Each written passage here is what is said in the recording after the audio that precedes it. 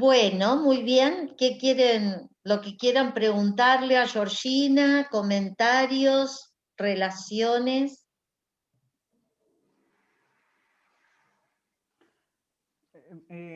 Bueno, muy bien, gracias. Seguramente que cuando escuchemos el audio y veamos los videos que has enviado, seguramente se va a complementar, pero muy interesante. Me llamaba mucho la atención una de las imágenes que habías mostrado, que es una donde se mostraba el círculo de la eternidad con la ciudad celestial o la ciudad, esa la ciudad de Dios en lo temporal, que está en un cuadrado. Esa imagen, por ahí recordando la clase de Daniel Lombardo que compartió el otro día, por ahí esa imagen de una ciudad en un cuadrado, por ahí me hacía recordar un poco eso. Esa representación es en base a, ¿se sabe algún texto en particular dentro de lo que manejaban en el monasterio, algo bíblico? ¿Es una imagen que sale de algún lado? ¿Sabrás algo? Mira, Hildegarda no cita sus fuentes. Ella únicamente, su autoridad es, digamos, la Biblia, y lo único que cita son la Biblia. El resto de especulaciones, y bueno, hay algunas, digamos, en la edición crítica, hay alguna cosa, pero realmente es menor. Ella, sus referentes, los coge, los transforma y los transforma en imágenes. Y a partir, lo que después ella despliega es la imagen que ha visto. O sea, es casi imposible saber de dónde lo sacó porque no lo cita. Por ejemplo, Victoria Sirlot y Peter Tronke elaboran esta idea de que la idea de la ciudad y la idea de Agustín podrían estar bastante, ¿no? Podría ser una fuente de inspiración, y de hecho Agustín es uno de los pocos autores patrísticos que menciona en otro texto, ¿no? Porque es decir, el tema de las fuentes es absolutamente una incógnita. Y dentro, perdón, ¿no? Pero dentro de la Biblia, ¿será que utiliza la imagen de Apocalipsis 21 con esa ciudad? Eso habría que mirarlo. Yo ahora no lo recuerdo, la verdad. Vamos a ver. Esta ciudad se desarrolla, mirad, en varias visiones. Os traigo aquí el libro, fijaros, ¿no? Esta es la primera vez que aparece. La segunda, ¿veis? Es que no es solamente una referencia, va apareciendo constantemente. Fijaros hasta aquí. Entonces, no, a lo mejor dentro de estas tantas visiones que habéis visto, que ella describe, ¿no? En los textos, fijaros aquí, ella va citando versículos, hace un ejercicio de exégesis también, pero la verdad que no recuerdo ahora en particular, pero digamos, al ser una visión esta última que trata, ¿no? sobre el fin de los tiempos, yo creo que Apocalipsis es probable que sea una de las referencias que tenga. Sí, sin duda. Bien. Además, aquí, por ejemplo, sí, las trompetas, por ejemplo, aquí, si os fijáis, ¿no? Que es otra visión anterior, ¿las veis aquí? Bajando del cielo, aquí. Sí, sí. Uh-huh. Sí, sí. Bien. Es bastante probable, la verdad. Genial. No, básicamente preguntaba por conexión con eso del otro día, y como seguramente para el seminario voy a estar viendo alguna cosa de esa como trabajo final, tal vez podría haber algún tipo de conexión. Uh-huh. Bueno, Muy bien. gracias. Muy bien, Julio. Qué interesante. ¿Sí? ¿Alguna otra pregunta? ¿Alguna relación con lo que estuvimos viendo, con alguna otra imagen? Perdón, quería hacerte una pregunta. Esa imagen que mostraste de esa esfera que tiene un hombre parecido al de Miguel Ángel, con los brazos en cruz. Arriba tiene una cabeza de un Cristo y los pies con el estigma. A ver, vamos. Ahora no puedo compartir. Ah, perdona. Ahí voy. Sí, tiene en los pies. Sí, parece. Ahí va. Tiene como Ya una. está, Georgina. ¿Ya está? Vale, vamos a mirarlo así entre todos otra vez. Porque son tantos detalles que tiene esa imagen. Sí. aquí, ahora la veréis, ¿eh? Sí.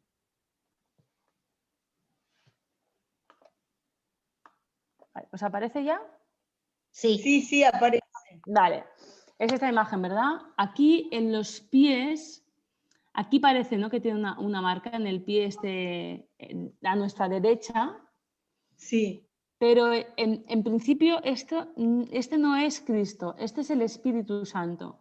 Así que esta marca, yo no recuerdo ahora que ella diga nada al respecto de que la figura del Espíritu tiene una marca como un estigma, porque tendría que ser Cristo, digamos, este de aquí dentro. Esto debe ser otra cuestión o algo, digamos, una mancha o algo así, porque no hay una referencia. No, es como una manchita, de hecho. De hecho, solamente aparece en un pie, si os fijáis, en el otro no aparece. Sí, sí. Puede ser algo de deterioro. Sí, es el Espíritu Santo. De hecho, Hildegarda, ella, por ejemplo, a diferencia de otros textos y autores en la época, ella no insiste mucho en la imitato Christi, en el sufrimiento. Ella es una autora que considera que el cuerpo hay que cuidarlo, que la salud del cuerpo procura salud al alma y que la salud al alma procura salud al cuerpo. Y de hecho, sus prácticas medicinales van muy encaminadas a, sí, bueno, por ejemplo, intentar pues, preservarse de la lujuria, etcétera, pero cuidando el cuerpo, haciendo prácticas que cuiden al cuerpo. Nunca refiere prácticas como, por ejemplo, su maestra Yuta podría referir de mortificación, de imitar el sufrimiento de Cristo. No está para nada en esa línea. El cuerpo es una creación divina para ella y hay que cuidarlo igual que hay que cuidar el alma. Yo me quedo pensando en esta cuestión, en esta cuestión de los elementos, ¿no?, que aparece en Hildegarda, esta conexión, bueno, como vos decís, con las plantas medicinales, con la naturaleza, ¿no?, como esta cuestión como chamánica que aparece. Y me quedo pensando en esas, en las influencias o de dónde viene, ¿no? Está bien. Veo como mucha similitud también en lo que es la cosmovisión andina. Me pasa esto, ¿no?, de haber estudiado un poquitito y bueno, estos como elementos que parecieran que se entrecruzan, ¿no? Están en común. Una colega y amiga mía que se llama Caro Moret ha estudiado también paralelismos entre la cosmología de Hildegarda y cosmologías africanas. Ya tú me dices lo de las cosmologías andinas. Elizabeth una alemana, no me acuerdo ahora, de Gossmann, ha estudiado también paralelismos con los mandalas, es decir, es algo, ¿no?, es una forma de disposición circular de los elementos que está presente como en muchas culturas, ¿no? Y entonces es como nos permite establecer también algunos análisis de ejercicios de comparación de cosmologías, ¿no?, y de cómo en diferentes culturas se llegan a una disposición, ¿no?, una comprensión de la naturaleza que presenta similitudes, ¿no?, curiosamente, tan alejadas, fíjate, ¿no? Yo, pues esto de la cosmología andina no lo sabía y a partir de ahora también lo voy a buscar, gracias a Agostina, porque me interesa mucho ver, ¿no?, cómo se trazan esos paralelismos, es muy interesante. Sí, realmente que sí. Bueno, muchas gracias, Georgina, un gusto A vosotros, conocer. gracias igualmente. ¿Sí? ¿Alguna otra consulta? ¿Comentarios? ¿O sobre alguna otra? Sí. Es una figura apasionante la de Hildegarda. Yo es que no sabía tampoco, Susana, si habría alguien en clase que ya me había oído hablar de Hildegarda y no me he extendido mucho sobre su biografía, pero realmente es una figura muy, muy interesante. Pensad que es una mujer que vivió en el siglo XII y que es un testimonio de ese momento en el que la escritura femenina eclosiona. Es decir, las mujeres, no sé qué pasa, tal vez es porque conservamos más textos a partir de esa época, ¿no? Tenemos una Rosvita antes, una Duoda, ¿no? Pero eran como más a contagotas, ¿no? En el periodo bizantino, ahí tal vez tenemos pues todo un ámbito para explorar. Pero a partir del siglo XII encontramos muchísimas mujeres escribiendo, ¿no? En un discurso, ¿no?, sobre espiritualidad, etcétera, pero Hildegarda es una de ellas. Hildegarda, alguna de las particularidades de su biografía que la hacen destacar a veces por encima de las demás, es que, por ejemplo, ella tiene un tratado de exégesis. Pensar que en esa época comentar la página divina, la palabra divina, era, digamos, lo máximo, ¿no? Es decir, era un ejercicio que suponía una gran responsabilidad y significaba una gran autoridad si se hacía esto.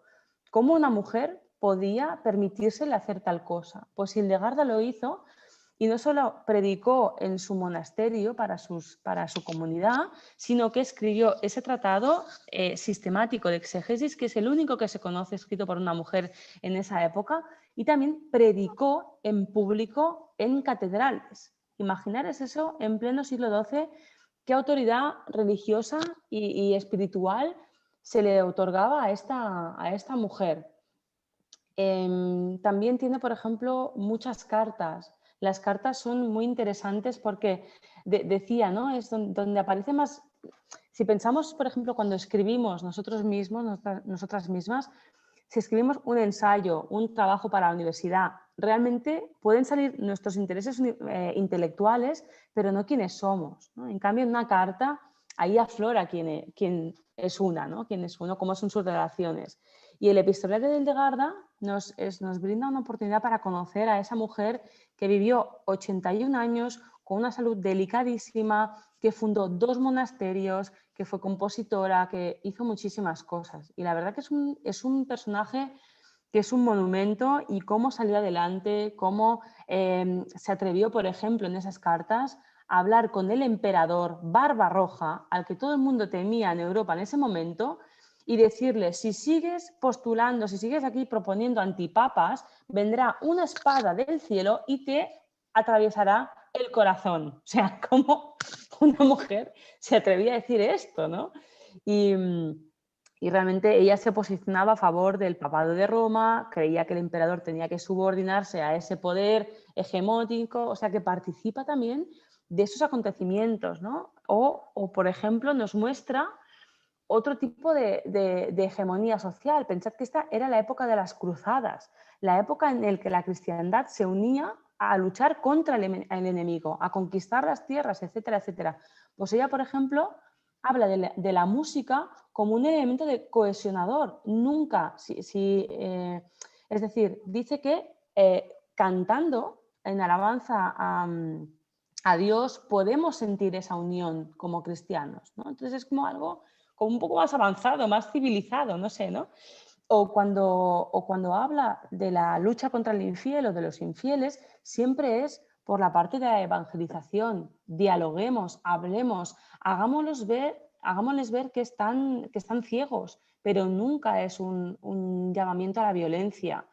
Entonces, fijaros cómo hay elementos de su pensamiento que son poco representativos de su época, pero justamente son bastante críticos con lo que muchas veces se nos transmite como el pensamiento hegemónico de la época, ¿no? Y, para mi entender, también más avanzados, por así decirlo. A pesar de, imaginaros todas las dificultades que como mujer tuvo que superar para poder expresar su voz, para poder expresar como vehículo de la divinidad y conseguir ser escuchada, ¿no? Entonces es un personaje, la verdad, que fascinante. Y nada, yo os invito a escuchar su música. Hay un grupo, os voy a poner aquí en el chat, el grupo que para mí es mi favorito, se llama Sequentia Ensemble, porque a veces con la música medieval, ¿sabéis qué pasa? Que se hacen versiones o muy New Age o por ejemplo con violín barroco, que dices, bueno, esto no es como, no sabemos cómo sonaba, ¿no? Pero este grupo como mínimo es un grupo que basa sus interpretaciones en criterios históricos y que realmente yo, por ejemplo, a veces he hecho charlas en institutos con jóvenes, pongo la música de Hildegarda o con vosotros, lo podríamos hacer, y realmente es que te captura, te captiva el alma y te traslada a un reposo, seas creyente, no seas creyente, pero realmente te baja la trascendencia de forma muy inmediata a los oídos y al cuerpo, ¿no? Y al alma. Y os invito como mínimo pues, a escuchar alguna de sus piezas y a gozar de ella. A mí me interesaba a ver si no hay otra cuestión. Me quedé muy impactada con la figura de la sinagoga y de la iglesia, ¿no? Y con ese demonio que aparece en los genitales de la iglesia, y bueno, me hizo acordar aquello que alguna vez empezamos y que no lo concluimos, porque cuando vi a ese demonio me recordó la descripción de Otló del demonio, ¿no? Y lo que sí me llamó la atención, porque por ejemplo en el caso de Otló es inmediatamente anterior a Hildegarda, pero como Hildegarda también estuvo ahí en Regensburg, en el caso de Otló no se mete con la cuestión de la sexualidad, es algo que no le interesa. Pero me llamó mucho la atención que pusiera ese demonio en los genitales, ¿no? Y de la iglesia. En relación con lo de la sinagoga, que aparece esa persona vestida, pero un poco a lo Leviatán, ¿no? O Leviatán copiado de allí, con todos esos personajes, esas personitas, saliendo como de la bolsa de un canguro o de un bolsillo, ¿no? La representación creo que son de los 12 pueblos de Israel, lo que hay ahí que salen, digamos, de la sinagoga. Y en el caso de la iglesia, estoy volviendo a compartir las imágenes. Sí. Lo que este personaje, ¿no? Simboliza aquí es, sí. Vamos a ver esta que se ve la imagen aquí, ¿no? Esto es la venida del anticristo, digamos, y cómo el anticristo bajo qué forma se está presentando ya.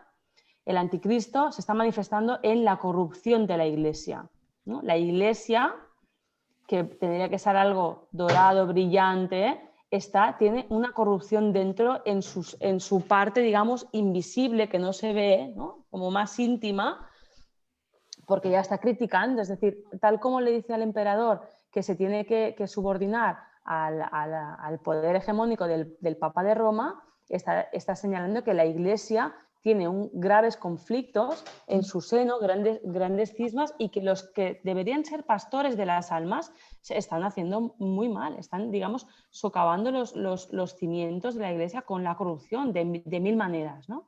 Entonces, esto representa la corrupción de la Iglesia, que es la forma, digamos, bajo la cual el anticristo ya está actuando, y aquí pues aparece como un demonio. El demonio no siempre es negro, a veces es rojo, también es marrón, no tiene el mismo color, pero sí que tiene esas orejas grandes, ¿no? Un poco las facciones que aquí presenta, es así. Sí, esta imagen es muy interesante. La verdad. Me encantó, sí. Y ella, bueno, en lo que respecta a la genitalidad, a veces Hildegarda, de hecho, que muchas veces se la ha querido presentar como una representante del protofeminismo. A ver, ella tiene concepciones que son, por ejemplo, cuando habla de Eva y de María, en algunas ideas recrea la mentalidad de su época y en otras, por ejemplo, no achaca tanta culpa a Eva, por ejemplo, ¿no? Entonces ahí hay alguna variación. Pero tiene, por ejemplo, algunas referencias a cuestiones relativas a la sexualidad, que también, digamos, por el simple hecho de tratarlas, puede ser una novedad, ¿no? Que una mujer se atreva a hablar de esto. Pero, por ejemplo, dice algo así como terrible, que las parejas que tienen hijos con discapacidad, por así decirlo, es porque en el coito ha habido alguna corrupción, por ejemplo, ¿no? Y como vinculando con cuestiones morales, etcétera. Entonces es una mentalidad que bebe mucho de su época, ¿no? Pero sí que trata sobre estos temas sexuales. En su tratado de medicina, por ejemplo, distingue entre la melancolía de los hombres y la melancolía de las mujeres como algo, como una perspectiva de género, por decirlo así, ¿no?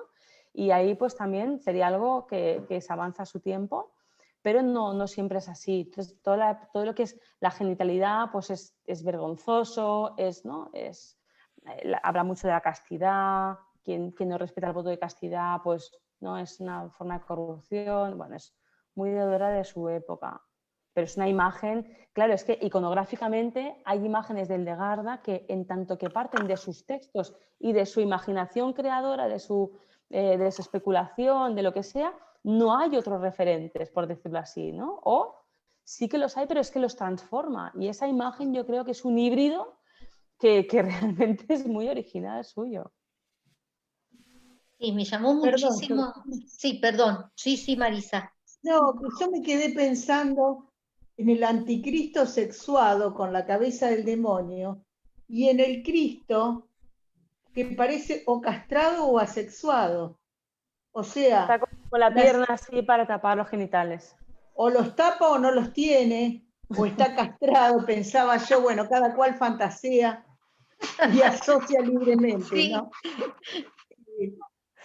Pero la conclusión que saco es que una persona como Cristo no tiene que tener sexo, porque la sexualidad es mala.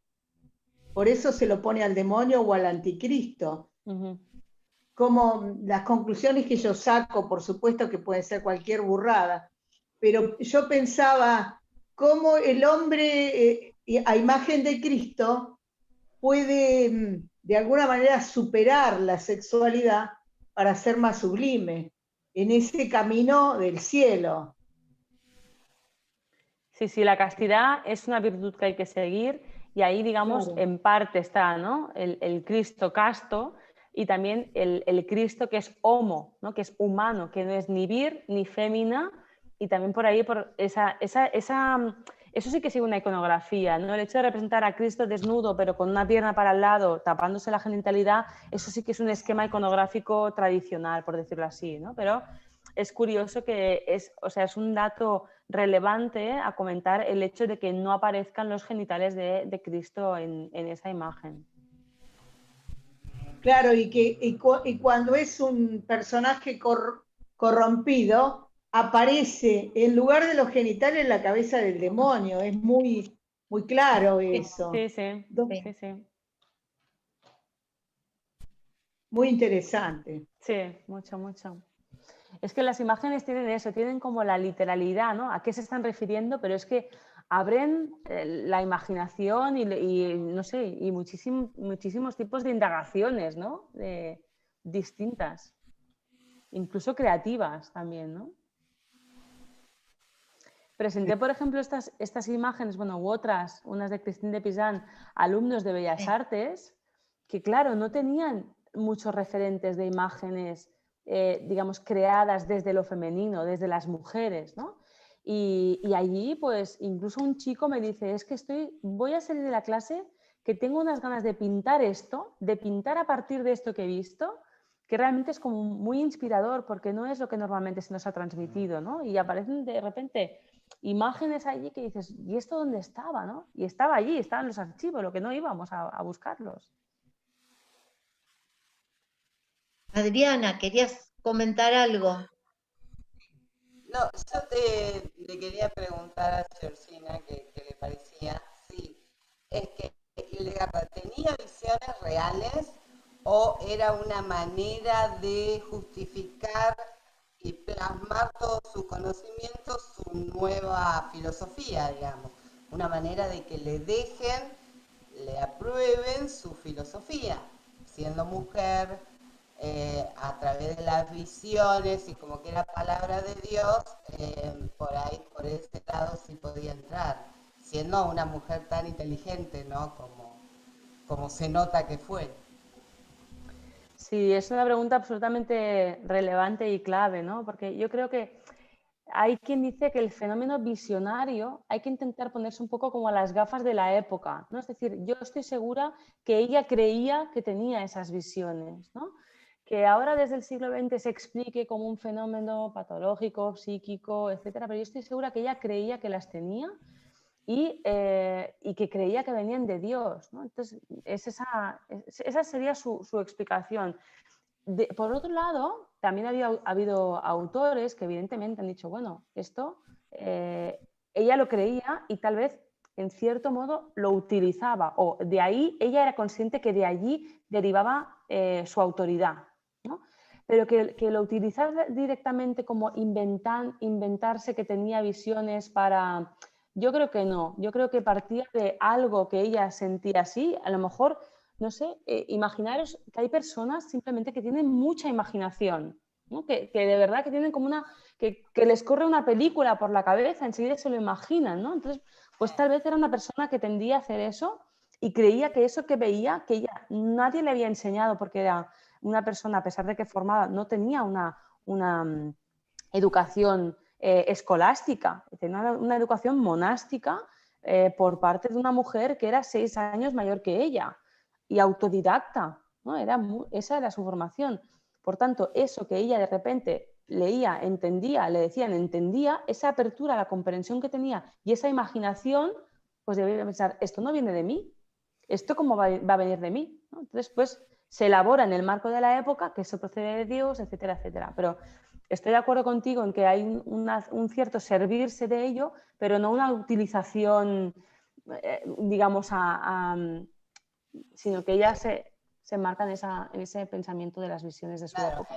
lo ves desde el lado de que realmente tenía, bueno, hay personas que son creativas, pero como ella Exacto. utilizaba todo su entorno para conseguir lo que quería, como escribirle cartas al Papa, a Bernardo de Claraval y todo el aval que ella necesitaba para hacer lo que en realidad siempre quería hacer. Su destino final siempre estaba. Claro, ella sentía que tenía que transmitir algo, transmitir un mensaje y le costó un poco, empezó a escribir a los 40 años, ¿eh? O sea, tuvo un largo periodo de silencio, de no atreverse a decir, pero ya cuando se lanzó, hasta los 80 estuvo escribiendo. Y en relación a Errada de Eland, que De no me sale. Hohenburg. Y también me había interesado Trótula de Salerno, que son más o menos de la época. Sí, Me sí. impresionaron mucho también. Eloísa del Paráclito, Jade Villamberes, Juliana de Norwich, Margarida Poret, son todas estas sarta de mal llamadas místicas, porque las ponen todas en el cajón de las místicas y no, y cada autora es diferente y es muy, unas son beguinas, las otras no, incluso Margarida Poret no es exactamente beguina, es una beguina single, que ella desarrolla su pensamiento e incluso se contrapone a las beguinas, ¿no? Es un momento de mucha eclosión y en el que, fijaros que en este momento, ¿no? A veces cuando hablo de Hildegarda me preguntan por la caza de brujas, ¿no? Y digo, bueno, primero vinieron las herejes, primero fueron herejes porque empezaron a hablar y claro, de lo que les decía Dios, tenían una relación, un diálogo con Dios, en el cual, por ejemplo, Margarida Poret decía, yo la iglesia no la necesito para nada, la institución eclesiástica. Si esto es un camino espiritual de mi alma hacia Dios. Fijaros qué peligro significaba eso para el poder temporal de la iglesia cuando la gente empezaba a ver que ese mensaje llegaba y que todo lo que son las beguinas, los mensajes de pobreza espiritual, el franciscanismo, las clarisas, etcétera, pues imaginaros ese panorama, ¿no? Entonces empezaron la figura del hereje o la hereje y ya después el tema de las brujas sí que tiene que ver con el tema medicinal de las mujeres, su conocimiento de botánica, que ya Hildegarda tiene, y el hecho de que empezaron, ¿no? Que hacían cosmética, medicinas, y claro, si una mujer sabia, independiente, que conocía los procesos de la naturaleza, que no todo el mundo tiene acceso a ellos, de repente te da una medicina y tú en vez de curarte te mueres, como nos pasa hoy en día con el COVID, que es lo más normal, es ella la que te ha matado. Y a partir de aquí empieza a configurarse la figura de la bruja, ¿no? Y hablábamos hace un momento con una amiga mía el hecho de cómo se ha penalizado siempre a las mujeres su deseo por saber. Es que parece que no es legítimo, pero desde siempre, desde Eva, ¿no? Y desde otras mujeres, el que siempre se ve como una perversión, el que una mujer se atreva a pensar, se atreva a decir, ¿no? Y es algo muy curioso, pero que todavía hoy en día nos persigue de alguna forma, ¿no? Es como una Sí. sombra que tenemos por allí. Sí. Quería hacer una pregunta sobre otro hincapié que al comienzo hiciste, sobre el hecho de los estudios intermediales que has comentado. A mí es algo que me gusta, mucho tiempo he hecho y realizado teatro, y entonces cómo a veces se encasilla sobre un área en lo que es el arte, ¿no? Entonces, como que el que hace teatro, el que hace pintura, el que hace música, muy rara vez se mezclan y últimamente, no desde el lado underground, sino de otros lados, es como que empieza a haber un movimiento multimedia, ¿no? Como que empiezan a ver con el pan, con un montón de elementos, pero acá vemos en el siglo XII, como estábamos viendo, personas que directamente hacían como un conjunto de elementos artísticos. Pintura, literatura, una puesta musical, una puesta en escena. He visto algunas cosas de Legarda que, bueno, que por ahí son más actuales, ¿no? Pero con significaciones directamente como teatralizaciones acerca de estas escenas. Entonces me llamaba mucho la atención dos cosas. Primero, el hecho de la persona como una... como expresión en diferentes áreas del arte, y después cómo hoy se recupera esto multimedia desde el análisis y la investigación. ¿Cómo es esto? Vale, a ver, si he entendido la pregunta, si no, me reconduces, ¿vale? Hildegarda, aparte de sus composiciones musicales que suponemos que cantaban en algún momento, pero que no estaban incluidas en la liturgia, eran paralitúrgicas, eran para otros momentos diferentes de la liturgia, además de esas piezas, tiene un drama litúrgico, pero no es un drama escolar, es decir, tiene una pieza de teatro musical, ¿vale? En el que trata sobre el camino de un alma y, digamos, de cómo las fuerzas, digamos, espirituales del alma salen fuera en forma de personajes, en forma de un coro de 18 virtudes y el diablo. Entonces, esa obra de teatro musical consiste en el diálogo o triálogo, ¿no?, como dice Susana, entre esos personajes y el camino de este alma que invoca las virtudes, que quiere seguir el camino del bien, es tentada por el diablo. Y la tentación, fijaros, es la soberbia, es decir, lo que le pasa al alma es que es soberbia, que yo como siempre digo, es el vicio de los intelectuales, la soberbia, eso ya lo sabemos, ¿no? Y de los filósofos y de las filósofas. Entonces, no va por lo carnal, es un diálogo a un nivel teológico, a un nivel filosófico, cosmológico, y en el que se juega, se pone en práctica la dialéctica entre los personajes. Por ejemplo, el diablo le dice a las virtudes: vosotras no sabéis quién sois. ¿Por qué? Porque las virtudes, en tanto que son esencia divina, no se distinguen de lo que es la propia divinidad. Dice: yo en cambio sí que sé quién soy, porque yo soy el otro, yo soy el que me escindí de la divinidad, ¿no? O también les dice: no sabéis a quién veneráis, porque parece que os veneréis a vosotras mismas si sois esencia divina, ¿no? El diálogo se establece en esos términos, ¿vale? Entonces, esas son las representaciones que probablemente habrás visto, por ejemplo, en YouTube, que son este drama que se llama, os lo pongo aquí, Ordo Virtutum. Ay, bueno, me ha salido al revés. Es el orden de las virtudes, buscad, porque hay varios. Y entonces, pues ahí, por ejemplo, no sabemos si se representó en la época de Hildegarda. Yo creo que sí, así, pero tendríamos que hablar de muchas cosas históricas.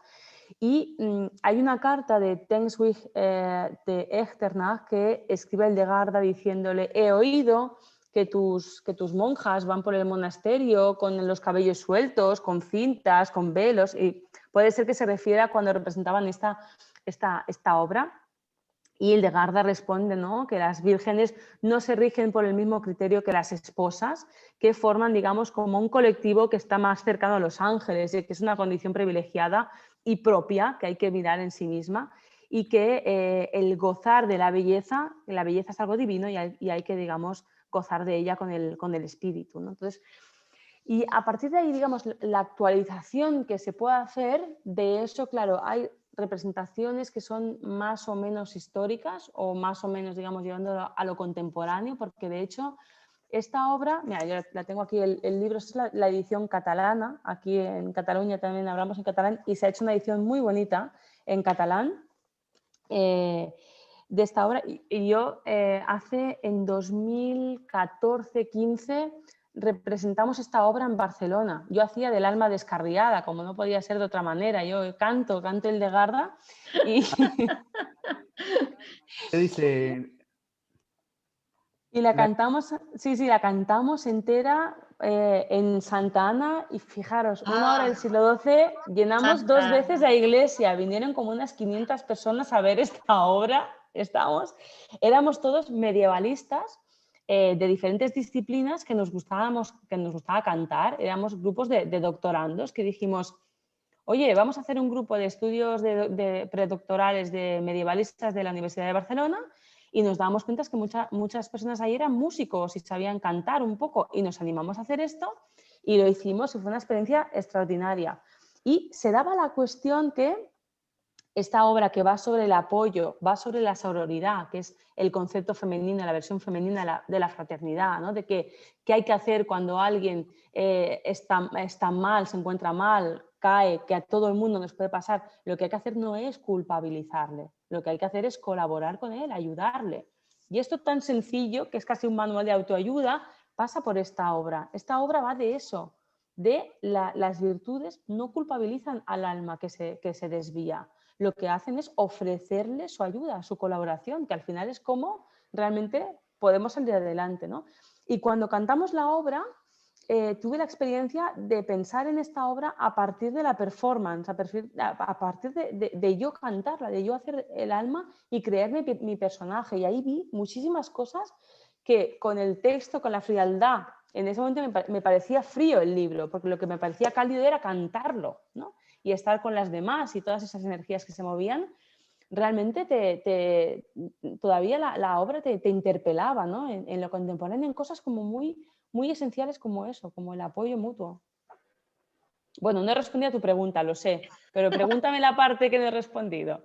No, muy bien, muy bien. Y aparte de eso, por ahí se le suma el hecho de que lo acompaña con pinturas también. Entonces es como que hace un cuadro pedagógico, por decirlo de alguna forma, donde todo se conecta y hace como un todo multimedia. Entonces, eso. Exacto. Y básicamente hoy como eso se estudia desde los estudios filosóficos medievales y los estudios intermediales, cómo eso se conecta. No existe, o sea, eso lo estoy conectando yo. Esto no existe, no. Ese es mi proyecto. He pedido a una Marie Curie para irme a Australia a desarrollar ese proyecto, pero yo como ya, aunque no me lo den, yo lo voy a desarrollar y es una cosa nueva, es algo nuevo de pensar cómo una autora medieval nos puede dar la oportunidad de trasladar los estudios intermediales a conectarlos con los estudios medievales. De hecho, lo que hay de fondo allí, que eso sí que está un poco más explorado, es la historia de la percepción, ¿vale? Es decir, nuestros sentidos, que nos parecen, ¿no?, tan Perdón, objetivos para... volvemos Dime. a entrar, ¿eh? Volvemos a Vale, entrar venga. porque ya tenemos un minuto, sí. Sí, sí. Bueno. Bueno, entremos. Bien, bien.